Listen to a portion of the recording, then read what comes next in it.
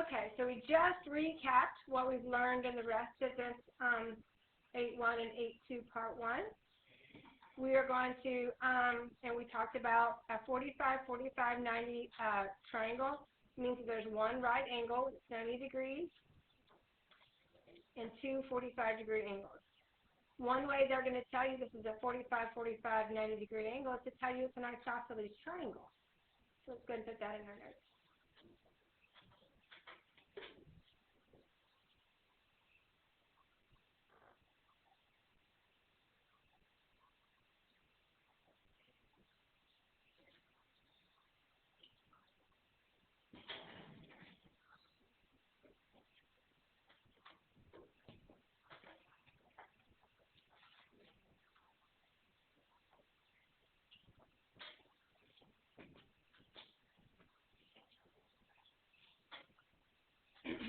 So, while they don't show us any 45-degree angles, we have to know that together these add up to 90 degrees, and they're congruent, so that's how we know that they're 45 and 45 degrees.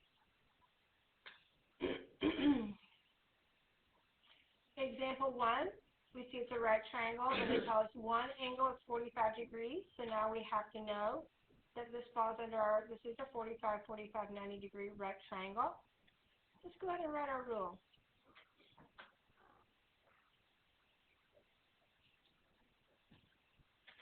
The only rule we need to know is if we know the length of either leg, if they are the same, all we have to do is multiply it by the square root of 2. Old rule, multiply by 2 or square root of 3 for 30, 60, 90. Our new rule, multiply the leg by the square root of 2 to get the hypotenuse. Right? So here we have a leg. So what's the length of this leg? 2, right? So on your homework tonight, there's 2 variables on every problem that you're giving a value to. So just because both legs are congruent doesn't mean you don't have to give me the value. So for instance, on number 1, on your homework, you're looking at number 1 on your homework. It says, if you look at number 1, one of the legs is square root of 3. So what is the value of y? Square root of 3. So don't leave it blank because you think, oh, well, they're all the same. Because sometimes when we do them, they're not going to be all 45, 45, 90-degree angles, right? So the legs, remember, are the sides that form the right angle. So we're going to plug in. We don't know what our hypotenuse is. That's going to be the x. Always going to be the square root of 2 times the length of the leg, which in this case is 2.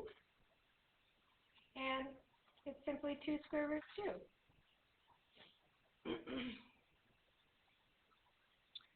For the other example, to go from a leg to a hypotenuse, you multiply by the square root of 2.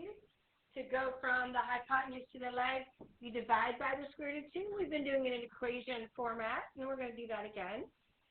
So here we're going to plug into our rule, and we'll see where my board's not working, so this is going to be a little bit messy. So the hypotenuse is 6. We know x, one of the legs is x, which means the other leg is x as well, right? This one was 2 as well. So we're going to divide both sides by the square root of 2 to get x by itself.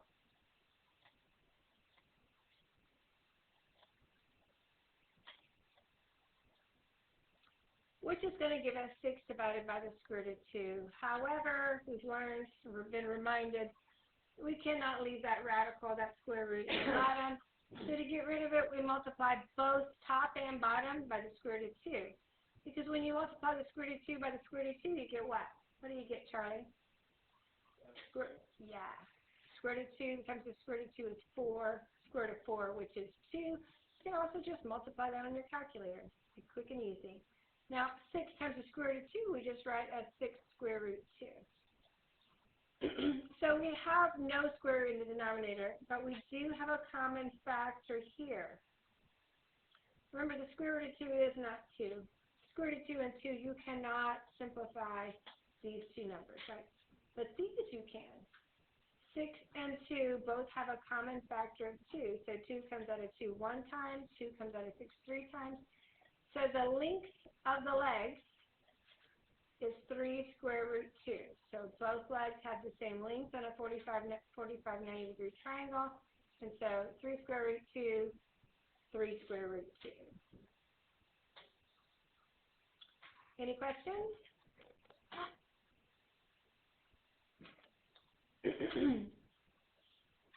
Well, this is an exact answer. We did not round anything. If they tell you to round, that means they're going to want you to put 2 square root button times 3 there, right, and then round to whatever decimal place they tell you. All right, example 3. Do they give us the value for a leg, the length of the leg, or length of the hypotenuse, Miles? Yeah, the length of a leg. So if this one's 7, what's this one? Also 7.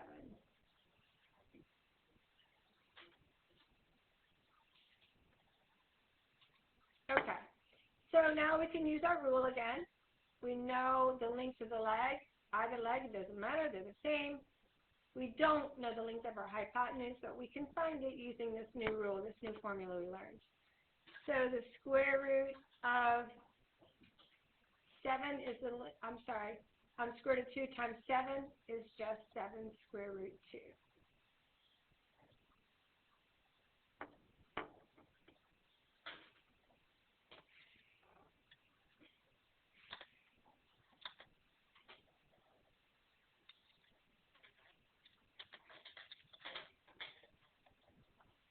All right, look at this one. So this is a square. They've told us these opposite angles are 90 degrees. They've told us with our hash marks, right, something about all 4 sides of this figure. I think I just called it a square. How do we know it's a square, Devanshi?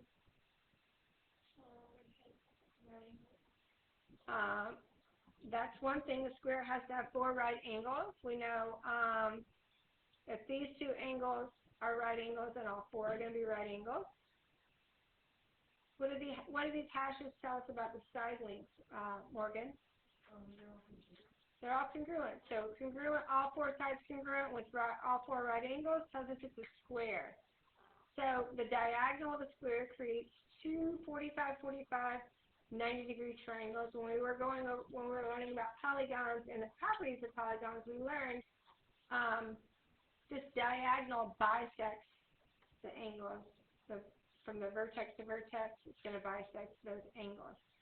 So if this is 90 degrees, all 4 are 90 degrees, these bisected angles are 45, 45, 45, 45, which makes both of these a 45, 45, 90-degree triangle. You can see, or an isosceles triangle. So an isosceles right triangle is always a 45, 45, 90-degree triangle.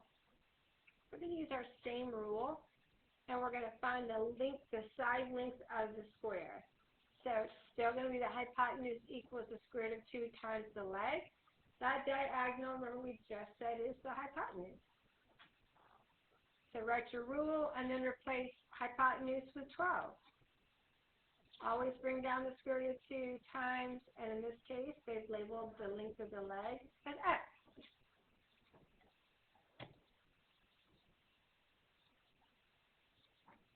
So when we have to divide by the square root of 2, if we're dividing it by a rational number or a number that's not a square root, and sometimes even if it is a square root, we're going to have to get rid of that. So remember, we're dividing both sides by the square root of 2, which leaves us with a square root in the denominator. How do we get that square root out of the denominator? King, you awake, buddy? Take your hands out of your pocket. Pick your pencil up. You want to come stand at my standing desk back here? All right, we got to stay awake.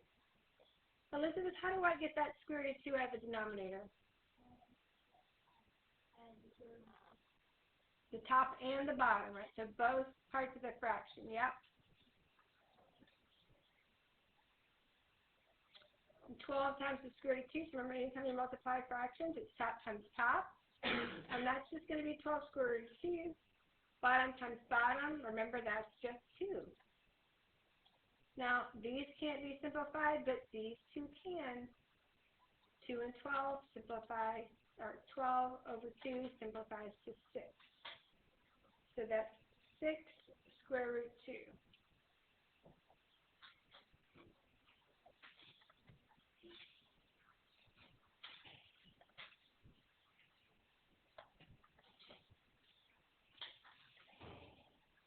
Does that make sense?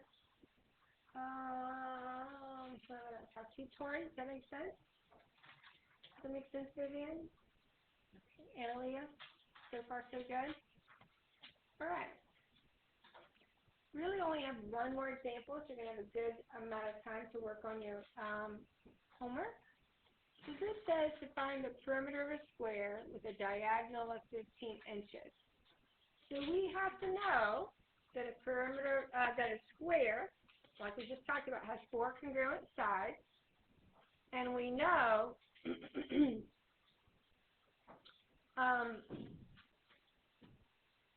that they have they're 4 right angles, right? So we know that this triangle and this triangle are both 45, 45, 90 degree triangles. So, what is the perimeter? What's the formula for the perimeter of a square? You guys remember what perimeter means? Tell them what perimeter means. The area around the distance around the square, right? So if you start at one point here, how far around would that be? Well, the way we can find the distance around a polygon, we can add the side lengths, right? But for a square, all the side lengths are the same. So the formula for the perimeter of a square is just 4 times s, where any of the sides is s, right? Because they have all the same measure. So far, so good? All right. So what we need to find is the side length, which is just the leg of a 45, 45, 90 degree triangle. So we're going to plug it into our rule. The hypotenuse equals the square root of 2 times the leg. So the hypotenuse is the diagonal. Oh, there's our rule. I didn't know. I think I had it written there. Hopefully, if you've written this 5 times now, you're going to remember it a little bit better. I should have done it with the 30, 60, 90 degree triangles as well. But there was a lot more writing in those. So. All right, a hypotenuse, we're going to replace that with 15. The square root of 2 is always there. And the leg we're going to call s. The side length is going to be the length of either leg. So we're going to call that s. We're going to divide both sides by the square root of 2 to get the side length by itself, the s by itself, and this is what we wind up with.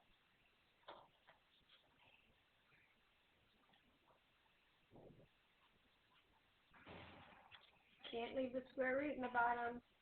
Mayel, how are we going to get the square root out of the bottom?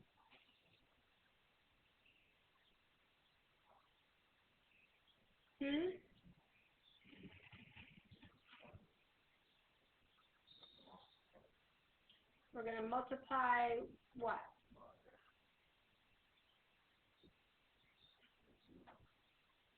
Square root 2? So just multiply it by the square root of 2. Okay, let's look and see what we did here. So here we had a square root of 2 in the bottom. Look what we did, Mayel. We didn't multiply just by the square root of 2. It's the square root of 2 over the square root of 2, right? Okay, so that's what we're going to do here. Square root of 2 over the square root of 2. When we do, the numerator is 15 square root 2. The denominator is just 2. So that is one side length. But remember, we're looking for the perimeter, right? The perimeter means we're going to take that side length and multiply it by 4. So 4 times 15 square root of 2 over 2. There's a couple ways to do it. I kind of did it the long way. Top times top. That would be a 1 under there, right? If we got a fraction, and we want to multiply it, we're going to multiply it by a fraction. So 4 times 15 is 60. 1 times 2 is 2. These don't simplify, but these two can. These don't have a common factor, so that's why we left it here. But these, 60 divided by 2 is actually 30. So the perimeter of this square with a diameter of 15 inches is 30 square root 2. Now, if they ask you to round to the nearest hundredth or tenth place or whole number, then you would put in your calculator 2 square root buttons times 30, right? Or 30 times parentheses 2 square root button and close your parentheses. Either way. What do you think? Any questions? Maria, does that make sense? Xavier? What does the S stand for? Side length. Like, is that on each side length? So remember, a square has 4 congruent sides, right? So typically they give the formula for the perimeter of squares 4 times S. So S is one side, but we know that a square means all 4 sides are congruent. So P stands for perimeter equals 4 times the side length. Okay, in this case, it works because the side length is also our leg in this 45, 90-degree triangle, right? All right, cool. So scan and submit, and then you can start working on your worksheet. I do have the answer key up here. It's also posted to Canvas.